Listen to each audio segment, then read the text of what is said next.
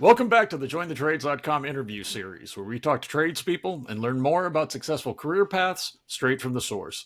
With us today is Rachel Greenwell, a motor coach operator with 3.5 years of experience in the trade.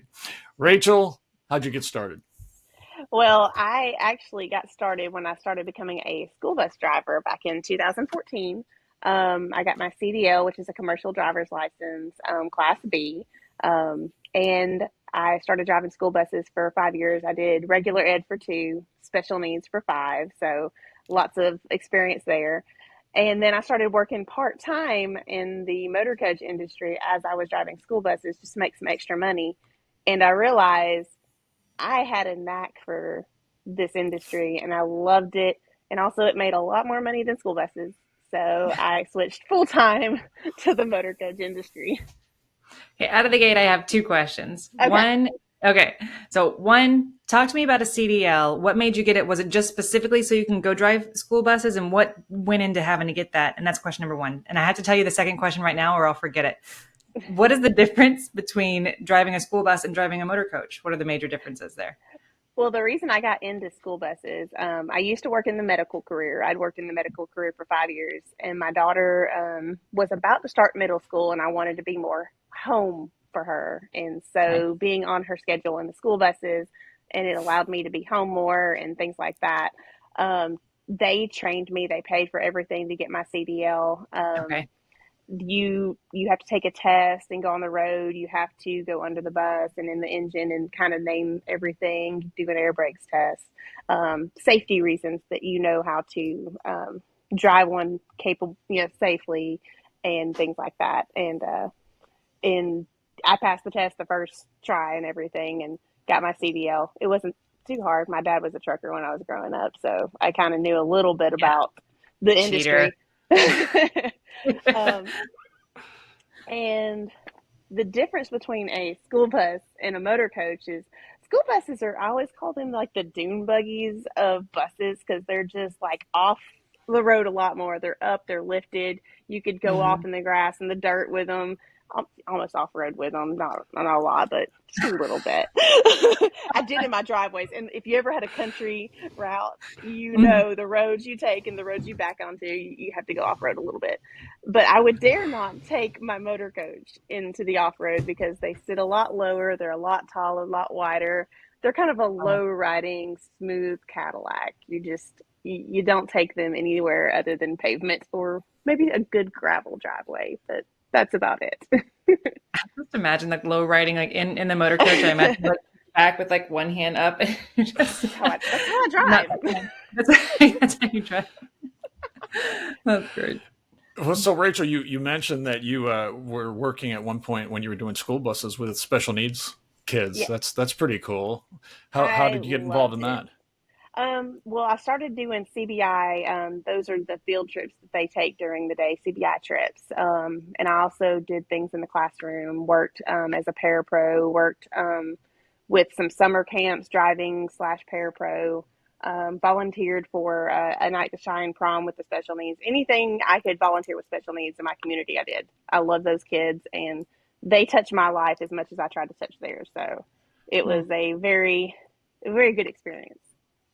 Oh, that's awesome. That's inspiring. So obviously you have just an affinity. It appears to be you're obviously very friendly and very charming. You have an affinity for working with people in general. I love And people. I okay. do. Oh, that translates well to the career then. Oh, of course. So in our company, we call ourselves host drivers. We're not just motor coach drivers, but our bosses call us host drivers because when you come into our bus, I become your host, you become my guest. And it's just like a higher level of customer service. So Yeah. it translates well into being a people person and then doing that. So I can imagine where you're just sort of on at that point, where you're part of the experience, whatever it is that they're about to experience. The people that you're driving now, what are they on your motor coach for? We have a variety of trips. We have school field trips, like we'll drive elementary, we'll drive middle school, high school trips. Like if they Mhm. go to DC, if you've ever seen those middle school DC trips, Yeah. um, the band trips, they go down to Florida and they perform at Disney World. marching bands, things like that. We drive a lot of college sports. I've had the privilege of driving UGA's cheerleading team along with the football team. Love UGA, Georgia girl. Sorry. We drive a lot of smaller college teams. We drive senior tours, like senior adults. They get together and they'll do tours. Just anyone who wants to hire a bus, shuttles, things like that. It's a But you variety. talk about going all the way down to Florida. What distances are you driving with these groups? Well, the maximum that we're allowed legally to drive is 10 hours a day. Okay. But if the trip is required longer than 10 hours a day, usually we get like a relief driver that will pick up our group and then meet us like a couple hours out. They'll like switch with us and we'll get in. They'll take the car and we take the bus, kind of a thing.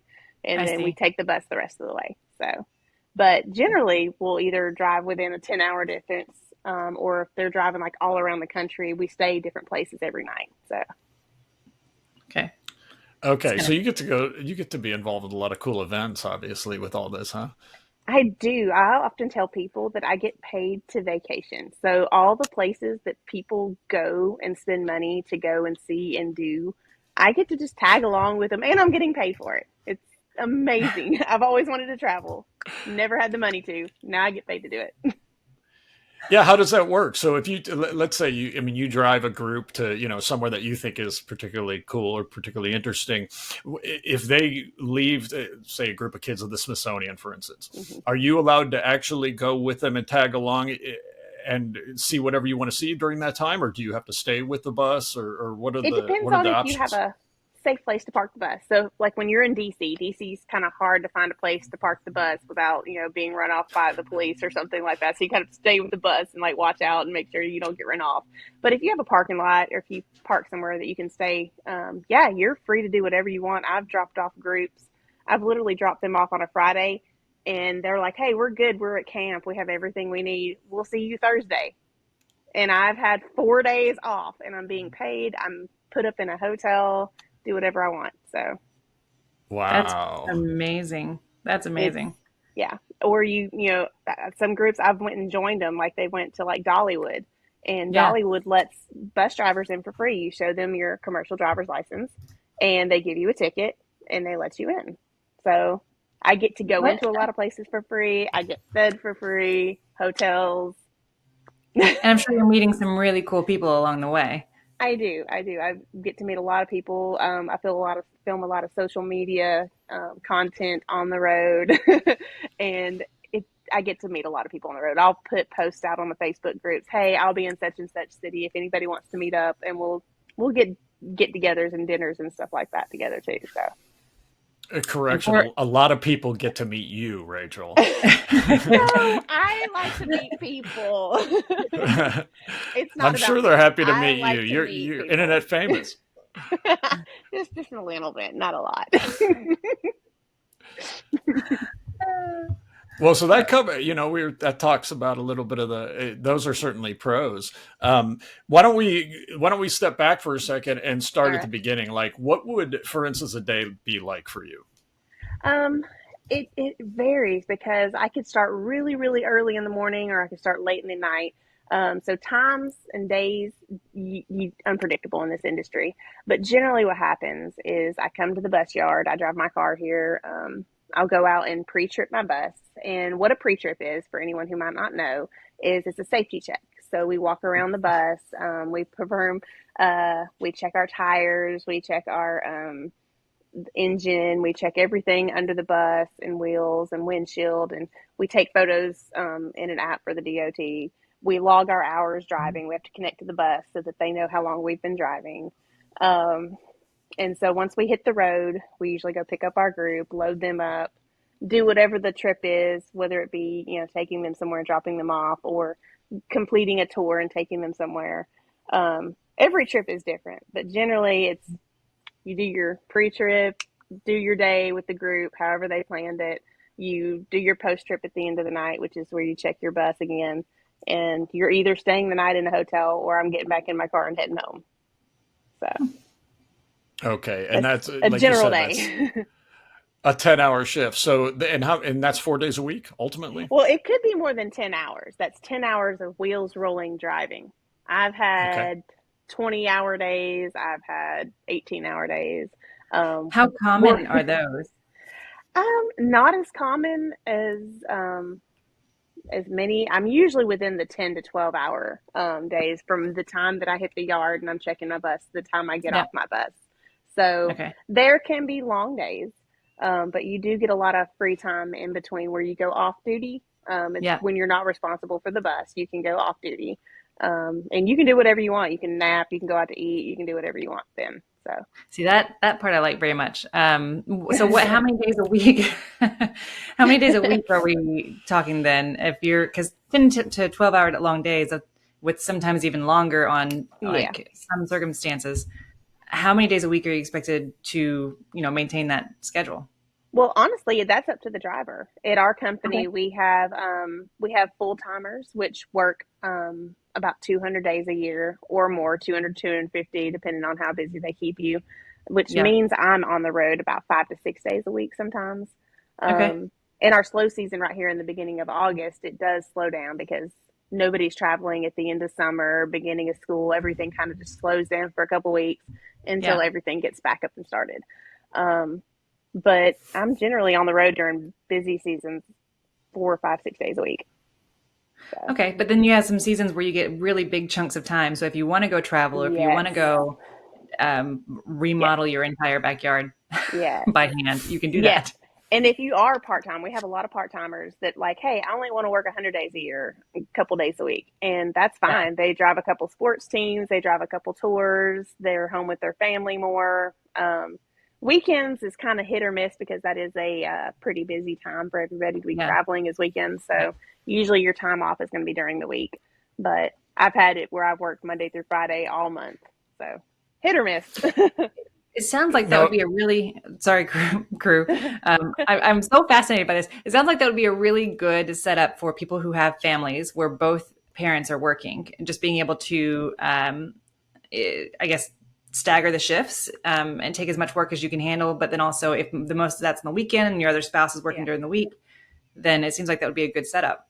It can be, but in Can our industry, you do have to work when you get to work. If you're not Yeah. rolling, you're not making money. So if Okay. you have a spouse that is a little more flexible, like they may work from home or they might be part time, or you have good Mhm. child care, that's really the best way. If you've got little kids, when I Yeah. started, my daughter was already almost to high school, so she was pretty self sufficient, and I didn't Yeah. have to. Or the people who don't have kids or don't have families, they're just Yeah. in it full time. So Got it. no. Is Sorry, there crew. like a? Thank you, Nicole. You're welcome. I'll raise my hand from now on. So yes, now crew. is there, thank you, Rachel. Is there a lottery or something that you guys work out amongst the drivers, or is it a seniority issue where you can go like, oh, I really want to go to this Taylor Swift thing, or or whatever there may be, whatever trip that you're like, oh, I really want that. Is there a lottery where you can draw straws, or how do you figure that out amongst yourselves? At some companies, the senior drivers get the pick of the trips. So, at a lot of bigger companies, the longer you've been there, you can look at the trips and you go, I want that, that, and that, and you get to pick. At our company, we kind of made it a little more laid back where everybody kind of has an opportunity to do the fun trips. Hmm. Um, but they kind of just play Tetris with the drivers here in the schedule. So we try to fit as many drivers in as many buses and fit our schedule so we get as much as work possible for everybody, which Hmm. gives us more money in the long run, but we don't get to pick and choose our trips. That's the difference between us and some other companies. So when you are looking at a company, that is one of the things you may want to ask about or look at, and depending on what you want, how they do trips. But if you bring a coffee to the dispatch people or bring them donuts every once in a while, they might slip you the good Florida trips. Nice. Now we're getting the You're inside giving scoop. away you're giving away secrets of the trade though. You Yeah. grease some So palms. I know. you're always nice to your mechanics. You're always Yeah. nice to your dispatch, and you Yeah. take care of your cleaners. That Yeah. that is always in any trade you are. The people who take care of you and support you in your industry, you take care of the people who take care of you. Absolutely. Absolutely. Have how about training? If you don't already have a CDL, is it still easy to get into one of these companies, not just yours, but some of the others? Will they train in-house or no? Some companies do. So you're going to be looking for things like transits. A lot of cities have like city transits. They sometimes do your CDLs. Large corporations, I believe, Academy is a large one. Coach USA. There's some major ones that have branches across the U.S. Greyhound, I think, does it. That they actually will pay you to get your CDL in the motor coach industry. A lot of the smaller companies just don't have the resources to do Yeah. that. That is one of the things that I'm working with the UMA marketing committee to see if we can find a way to bring our own industry, our own people into the industry. Because right now we're kind of pulling people from school buses and trucking and transit. We're kind of taking people from other Yeah. industries that are in the CDL world, but we're Right. not creating our own. So Yeah. it is one of those things we acknowledge and we see, but you can get your CDL. It's just a little tricky sometimes. So So that's super interesting because the parallel, like it's very similar to my industry. My industry is commercial HVAC. And yeah, for the longest time, and even some companies still today, like their goal is to poach from other businesses or from other yeah, industries. And now that shift is happening over here as well, just because of the skilled labor needs, where people are starting to build in-house more. So yeah, that's really interesting to hear that's happening on your side as well. yeah. That's neat. But yeah, it'll be nice when we're able to train drivers in the motor Yeah. coach industry. And so that way, like if I have a school bus driver come into our industry, I kind of have to untrain the school bus out of them Yeah. before I I can see bring that. them in because there is a different way of driving. It's the smoothness, the size of the vehicle. There's a lot of things that are different that people have No more to donuts in the learn. parking lot. No, truckers, they're used to their vehicles bending. Yeah, no donuts in the Oh, parking lot. So, but I have I do train when we have drivers come into our company. I'll take them out on the cone course, or we'll take them into Atlanta and we'll drive them around and train them and things like that. So we do train in house if you have your CDL to drive a motor coach. very interesting. And you just said something that made me realize I know nothing.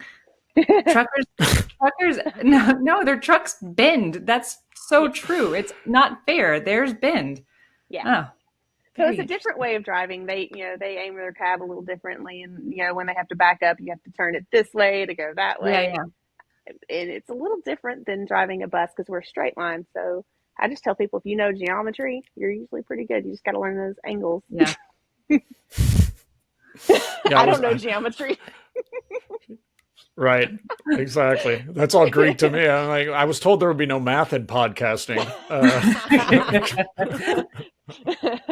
Oops, All right. sorry. So, Rachel, you addressed a couple of the pros. I mean, several of the pros. You're obviously, you love this job. There have to be a few cons, or are there not? Well, I always say the pros are pretty equal to the cons. The pros for me are people. The cons are people. There can be goods and bads in both sides. Like I love Yeah. people, but then sometimes the people that you get on your bus are demanding. They expect you to go places that you can't go. The drivers around you don't know how to drive. People, it's just frustrating. Um, the hours, sometimes the hours are great. I love the hours, but sometimes the hours are long and I got the energy. I'm like, I'm having fun. I'm vibing along, driving along. And at the end of the day, and I hear everybody in the back sleeping. And I'm like, oh, I wish I could be sleeping. You just got to finish Yeah. your trip and just chug along. So in all the pros, there's cons. So, but in every industry I've ever worked, I've never had more pros than cons. So it's almost like it makes up for itself. Like it's more fun than it is not. So even on my bad days, I'm still having fun. I'm still loving it. And the next day I wake up and I'm like ready to go do something different. So Cool. Yeah, the idea that when you get whooped, you look back and everyone's doing exactly what you want to do is an interesting factor that on yeah, most jobs you certainly don't have to deal with. Like, Yeah. oh, you're like, well, that hey, does look great. Good idea, it's everybody. it's funny when they'll like look at me and it's like 2 in the morning. They're like, "You okay, Rachel?" I'm like, man, you just woke me up from my nap. Let me go back to sleep. They're like, what? I'm like, I'm kidding, I promise. Sarcasm sometimes. For I sure. love it. I love Don't it. make me turn this bus around, folks. I have said that multiple times. To the That's adults, super. I hope. So and then what would you say as far as, so, this schedule where you're gone, you're on the road for substantial amounts of time in several days. Is that I suppose for someone who certainly is young and single, it's a great opportunity to get to travel, see the world. Well, But can that I be am married. kind of a drawback? I am married. I have a kid. So, but for somebody who's single, yes, they can. But for me, it can be a drawback when you're not home with your family. So Sure. I've learned to do the balance thing. So when I'm home, no matter how tired I am, they get the first part of me. Like if they want to go out to eat, going out to eat. If they want to go shopping, we're going shopping. I may be sitting in the passenger seat with a pillow, just like, okay, but Mm-hmm. they get my time. Whatever time I have at Cool. home, first dibs is theirs. So that's how I tell a lot of people when they're like, how do you balance your family and your work? Or sometimes they come along with me. When I get those trips that go to Florida and I'm sitting on Pensacola Beach for 5 days with no guests, Yeah. they drive the car along and they'll come stay at the hotel with me and we'll make a family vacation of it while I'm getting paid. So Perfect. That's perfect. So you'll have 5 days then in Pensacola, downtime, nothing to do, and you're getting paid while you're there doing that. yep. See, now this I could do. I could do I this. get I get Yeah. about, I would say at my company, I get about 3 or 4 of those a year, usually in the summer, spring or summertime. You get Nice. those camps that want you to drop them off and they're like, we're good. We don't want you to stay with us. We don't need you. But then it's also too far to drive home. Mm-hmm. So they just put you Yeah. in a hotel. So Okay. Man. And are you provided with a rental car at that point if you end up there for a couple of days, or you just find your way around, or you can hire your own rental car if you prefer, or Uber? Or, well, you can hire. We sometimes if like we're unable to like get around in a bus. Fun yeah. fact in the bus industry is you can use the bus as your car when you're off duty. It's called personal conveyance. That means when you're not responsible for the group, you're not responsible for any advancing of the trip. You have to look at the DOT laws and Mm-hmm. regulations.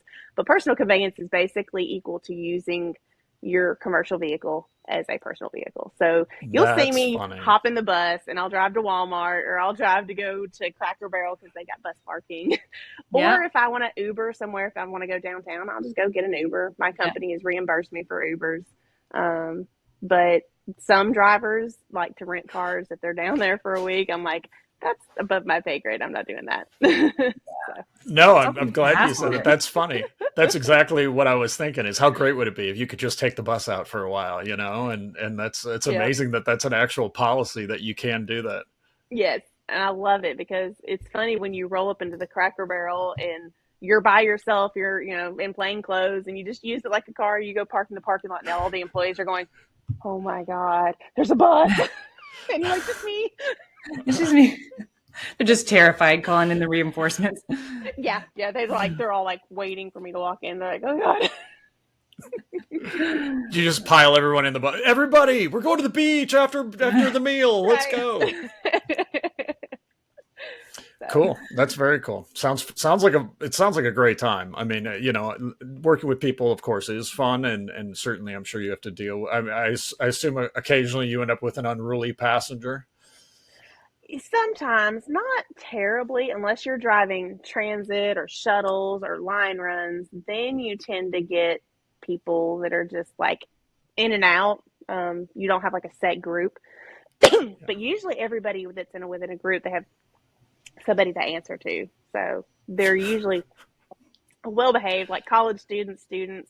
Mhm. Most of the time, if you're driving a set group, you're fine.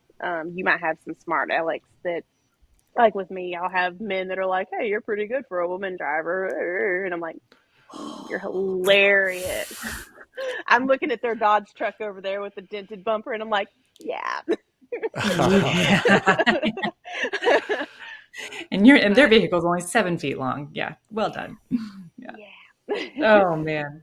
But Well, it's yeah, interesting that generally you don't get many unruly I was people in the yeah. bus. I'm sure. I'm sure you especially because you're so bubbly. I can't imagine a lot of people wanting to fight you. But Well, on the space will go really quick. And they're like, oh no. so on that note, though, how many female motor coach drivers are there? Like, what's the ratio, female to male? Um, it is a lot more than it used to. In my company, I used to be the only female there for a while. And then about a couple of months into like 6 months to a year in, we just started hiring so many ladies in our company. So I would say we're almost equal in our company. But a lot of companies, there's just a couple here and there. There's not as many women. And if there are women, they're going to be like retired ages. Because a lot of the times in women are the ones who are taking care of the family and the home and things like that. So the women who are in the industry are people who are not homemakers and things like that. So I feel like your company just realized that you were such a major asset to them that they were like, maybe we should just hire more women. She's amazing. I don't know if it was me. Suddenly you have half. But yeah, women do make better commercial drivers. If you've ever looked into the statistics, it's the attention to detail. Women drivers have a lot more attention to what's going on like down the road, what's going on over there. Like we're multitasking over here, and we pay attention to things that men may not necessarily.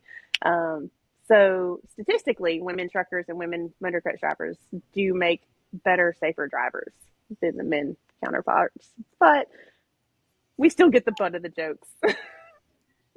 Yeah, that's unfortunate because but, obviously I'm sure that's actually, documented, right? Because insurance companies are going to document all of this and your company is going to document all of this. And you're like, hey, the proof's in the pudding, guys. It's right there. Yeah. But it's all about training and making sure you hire safe drivers and you're paying attention. So if like a driver has an incident, we're looking at like, hey, was it preventable? How can we train you? Things like that. So either men, woman, young, old, you can have good and bad in all. So right, of course, all about training. Of course. Yeah. Well, sorry, I was gonna say, but that kind of brings us to that kind of brings us to what kind of person. I mean, it could be men, women, young, old. What personality traits would you say are key to doing this role or being in this career? You definitely have to be a good driver. You have to have a safe driving record and be able to pass a drug screen because commercial vehicles are the CDLs are very strict. We can get random drug screens whenever. So you have to make sure that you're a safety conscious person as far as that goes. As far as personality goes, a willingness to serve because, in the motor coach industry, a lot of our people here, it's a service industry. They're coming on our bus. We're taking care of them. People do tip their drivers based on service, so they can receive compensation for being a good driver. We don't rely on tips, but tips are a big part of it. So you have to have a good customer service friendly attitude and a willingness to serve, but being willing to work long hours, long days, but also it's a lot of fun. So you get to cut up and have fun too. So it all balances out. Yeah, that adventure aspect, I feel like is a part of it. Wanting to meet new people, wanting to not have a routine, but see new places, meet new people. It's that adventure bone. So I have ADHD myself. So when I was working in an office setting and I was tied to a desk and I was chained to like that little spot, it drove me nuts. I could not, I wanted to get out. I wanted to see people. I wanted to walk around the office and talk and see new things. And it killed me. But being on the road, I'm constantly seeing new things and new adventures and new places and new people. So it's perfect for the ADHDer. So can you give us kind of an idea, not to just talk about boring monetary and money issues here, but we're all curious. Can you give us an idea of the difference of salary from when you went from driving a bus to when you went to the motor coach industry? And also after that, does it behoove anyone to try to move into the semi industry, the highway semi industry, or is it better to stay where you're at? Trucking. Yeah, trucking. So school buses, most school bus drivers are not going to be making a lot of money. Mhm. In my area, I'm like in the outskirts of Atlanta, Georgia. So we tend to have a lower income versus higher cities because it's a lower cost of living here. But when I was working, I was making $1,000 to $1,300 a month as a school bus driver, and that was not a lot. It was very, very small, and it gave me the schedule I needed to be home, off during the summers Mhm. and off during the holidays and things like that, but very low in the income. Sure. But when I moved to the motor coach industry, I'm making 2 to 3 times that. So you can, Nice. in our area, you can make 50, 60, $70,000 a year. I've heard drivers up north making $100,000 a year. Um, and I mean, those are the ones that are always on the road. And Yeah. any trip that they are called to do, they're out there, they're doing it, they're back to back to back. So it definitely was a huge pay increase for me. Yeah. Trucking industries, you do make a lot more in the trucking industry compared to motor coaches. I wouldn't say significantly more, but a good bit more. But also, if you're working for a company, you're just paid to travel. You're picking up your load. You're going to a spot, dropping off the load, picking up another load, and you're by yourself in your truck. You can work long days, long nights, and you're just strictly there to get time. Like you're working your clock beginning to end, You're not engaging and with people. and you're not engaging with people. It can be a little boring. You don't get to stop and enjoy the cities that you're in. You don't get to go to the tourist spots. You could drive through a really cool place in Tennessee, but you've got to get that load there by a certain time or you're going to be in trouble. So Mhm. trucking can be good if you're single and you're by yourself and you don't mind being by yourself. There's some Mhm. people who don't have the personality for people and they just want to be with their loads, and they're just like, no, that people are Mhm. not for me. And trucking is great for a lot of people, Mhm. but for me, it would be very Lonely. depressing and boring. Yeah. Yeah. You also have the entertainer drivers that are in the motor coach industry.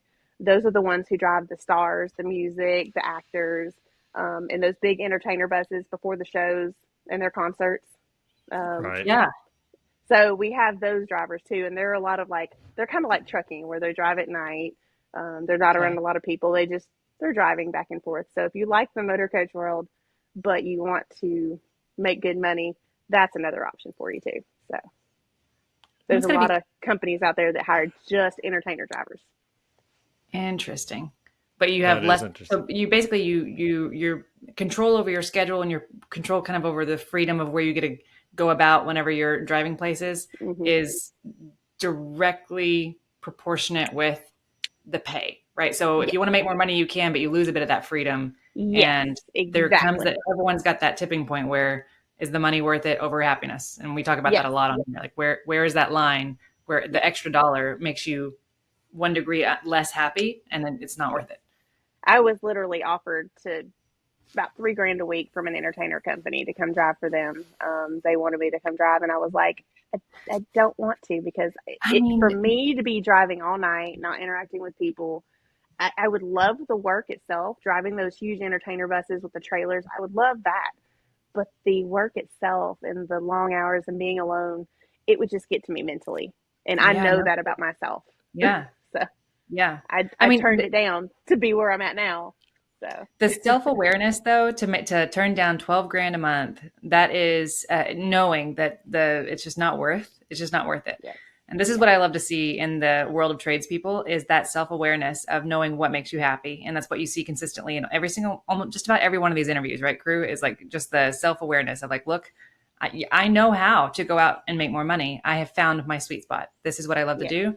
This is the amount of money that I'm happy making. And that's It, what I love to see. it's funny because I've actually had people that were like went to colleges and they've got PhDs and they've had conversations with me about my job, and a lot of people look at bus drivers as just you settled to be a bus driver. No, I did not. I No, did not. no, I I went to haven't. college for computer programming. A lot of people don't know this about a lot of drivers. They have college educations. They've went in big time careers. You've got cops and lawyers, and you've got people that used to be in medical, EMS. You've got people that have been all over, but they come to the motor coach industry because it's something they love and it's something we have fun with. And you learn that that is more important than making a lot of money. And one of the teachers I was talking with, she's like, I have a PhD and you make the same amount of money as me. How is that possible? And I'm like, we're not just bus drivers. Common. I know, it's super common. People are, oh, I love that. Yeah. I would love to be in we your do see- shoes in that moment. It's really funny. She's like, I really think I want to change my career at this point. Yep. I'm like, do it. If you love driving and you think you could do it, come on, I'll train you. Let's go. Yeah, well, there's something to be said, certainly, for the fact that, you know, when you're doing your job, you're picking people up on the way to do something generally that they're excited about doing, also, right? So you're catching people a lot of the time, I assume, in the best mood they're in. Oh, we're headed towards this big competition, we're headed towards this concert, we're headed towards this. So you're getting to enjoy their positive energy as much as anything. Yeah. Yeah, most of the time when people are on a bus, it's something they've looked forward to for weeks, months, years. Unless it's like a college team and this is just their routine, like let's go play this team, let's go play that team. They kind of get mundane with it. They're not like super excited unless they get to the end of the championships. Then we get psyched. But generally speaking, most of the trips I drive, people are like psyched and they're ready to travel and have fun with them and pump them up, and we're all hyped up and excited. And there's things that might happen along the trip. You might have a breakdown, you might have a tire, you might have an accident. But generally speaking, a good driver and a good person that knows how to work people and work with people, you're going to make it okay. You're going to make it work. And it, even if there's things along the way that are not necessarily savory or the best, it's still fun. Yeah, you make it sound really appealing, for sure. Yeah. It is like the most fun I've ever had in my life. This is the career I don't know why I didn't get into it sooner. Like, I had friends that told me, they're like, come drive Motorcoaches, Rachel, you'll love this, I'm like, no, I got my school bus, I don't want to leave them. I was stubborn, I didn't do it, and then I finally did it. So I mean, well, you've convinced me. So she's convinced me. The only problem is that, like, you checked off the list of things that are necessary to do this role. Because I'm sitting here thinking, this sounds awesome. And you're like, number one, you have to be a good driver. I was like, shoot. Well, I will say I'm a better driver in a bus than I am my personal car. Because when I hit my personal car, I'm tired of being governed. I'm tired of being slow and having to like be all like, and I'm like, I drive a Camry, so I'm like, my husband's like, you just need to stick to driving buses. I'm like, okay. But behind the bus, I'm smooth. I'm like, I try to make it as smooth as possible. I have people that tell me, they're like, I always get car sick in buses, and I never got car sick with you. And I'm like, thank you. Or people that are like, I've never fallen asleep with a bus driver, and I fell asleep with you driving. Thank you. I'll take it. So that's I can drive the bus. Personal car, maybe not so much. So there must be such an awesome aspect of the autonomy too. The fact that you don't have anyone over your shoulder, right? I mean, when you're at work, you're in charge and you're just doing your thing. You're not bringing your boss with you behind you that's actually telling you, hey, do this, do that, right? No. We're by ourselves. We run the trip. Like, you have people that, have paid for the bus and paid for the service that you're providing. So they, I guess in a way, they're kind of like in charge. But when it comes down to it, I'm in charge of that bus. If they want me to go to a place I know that bus doesn't need to go, nope. Hard no. Hard stop. Nope. Sorry. We'll call my boss and figure it out. But generally in charge, in terms of speaking, I am in charge of the bus itself. So, but yeah, it is nice to be kind of on your own. And then when you do, like, sometimes you'll have group moves where you have like 5 buses. I've even led 13 buses all together, like a huge church camp. Yeah. I was the front bus of 13 buses. That's a good feeling to do. But you have other drivers with you sometimes on these trips. So there was one time when I went to Panama City Beach, we all like parked our buses and we were off for like 4 days. We went and did go-kart racing and shopping and eating at restaurants. Like, we have a fun time together. So like, we're alone, but then we can be together. So it's a good mix of having coworkers without having coworkers. That makes sense. Absolutely. Absolutely. Like a the good balance of everything. It sounds amazing. It really does. It sounds like a great career. And it sounds like you guys are almost in that best kept secret kind of category, which is especially with people coming from all different backgrounds and loving it pretty consistently, which I'm sure was the real deal, that best kept secret thing until the labor shortage and all of that. So now you got to get it out there. You got to let people know about it. Yeah, well, a lot of our drivers, it used to be mainly a retiree's job. And you'd see these Okay. people that were in their 60s, 70s, 50s sometimes that were like, oh, I'm done with my job. I had my career and this is what I want to do. But lately, I've seen so many drivers in their 20s, like the TikToks that I just made with the guy from Little Rock. He was Mm-hmm. from Arkansas. He's 21 years old, and he went from school buses over to the motor coach industry. And I've got drivers that are in their late 70s, but more often than not, I'm seeing a lot of 20s and 30-year-olds coming into the industry, and it's changing. And Mm-hmm. I love it because this is a career. This isn't just a retiree's job. This is Mm-hmm. something, if you start young, you can make your way and have a lot of fun and make good money. So On that note, and I know I'm asking a lot of questions on this one, I apologize, but good. what is there a union for motor coach driving? Not that I know of. I know Okay. I've heard people talk about it, but generally, I don't think there is. I'd have to Okay. look into that one, but I I don't think hadn't there heard is. of it, so I No. thought I'd ask. So then if somebody did want to get started, the right route would be go to one of those, either the large companies that train Hmm. or start at maybe the school Into bus another level. Get some industry. experience. Yeah. Hmm. Okay.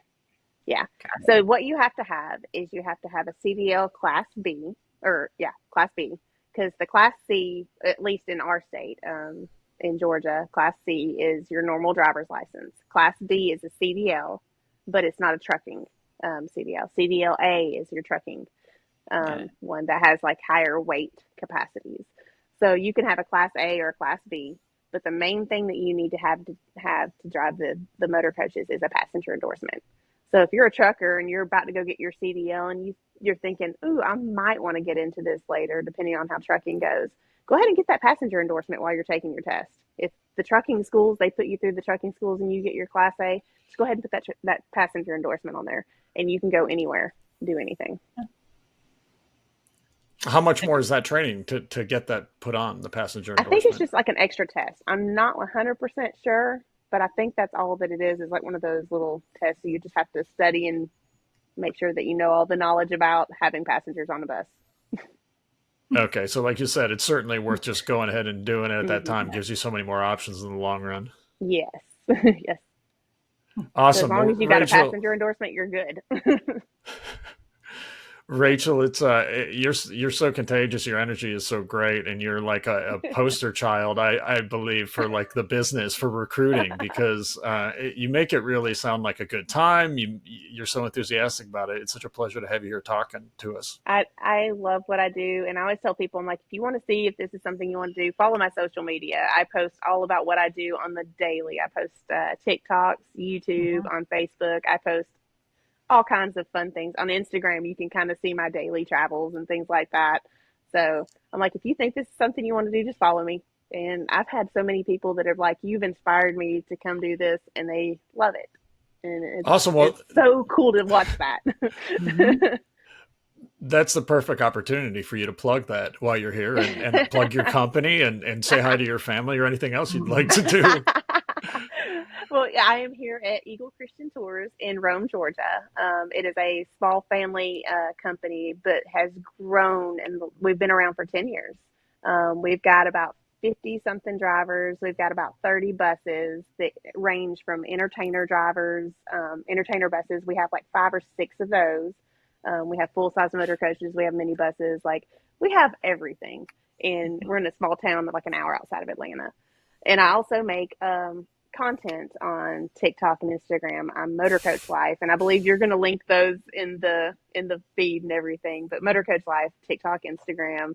I've done some YouTube, not a lot of YouTube, but a little YouTube, and some on my Facebook. So I try to cover the bases. But yeah, We come have follow me all and of see if it's your. something you like.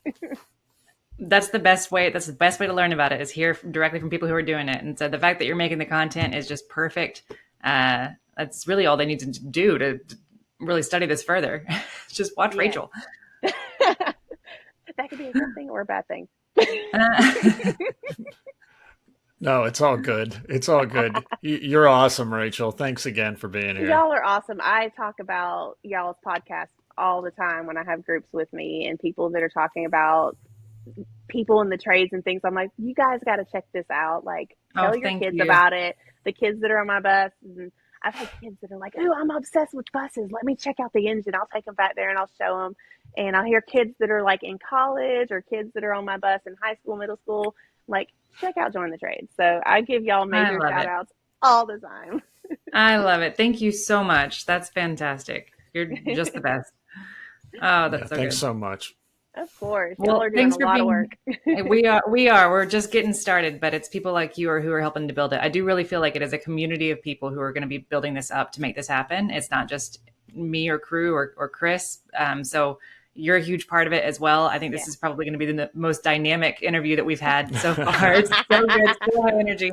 You know, it's good whenever I'm sitting here going, should I be a Motorcoach driver? That's when you know you're doing good. Help me be some HVAC. You know, I need to learn about that just a little bit because, you know, when the bus's AC goes down. Like, all I was thinking was I wanted to be like a passenger on Rachel's bus. I know, right? Like, that sounds so fun. What am I? I got to go to Atlanta. I actually did drive the HVAC convention in Atlanta. The one that did you? Oh, yeah, I was there. Yeah, I drove shuttles there. And next time you bring a bus to Washington, D.C., that's where I am. So you tell me. Yeah, I will definitely. I want a cameo in one of your videos. Yes, we're doing it. Collaboration. That's funny. All right. I'll have to hunt you down one day. I look forward to it. Yeah. I look forward to it. Yay. Thank you, ladies. All right. Thanks, guys. We'll let you know when this is up and running, Rachel. Perfect. Sounds good. Bye, Rachel. All right. Bye, guys. Thanks, everyone. Safe travels. Bye.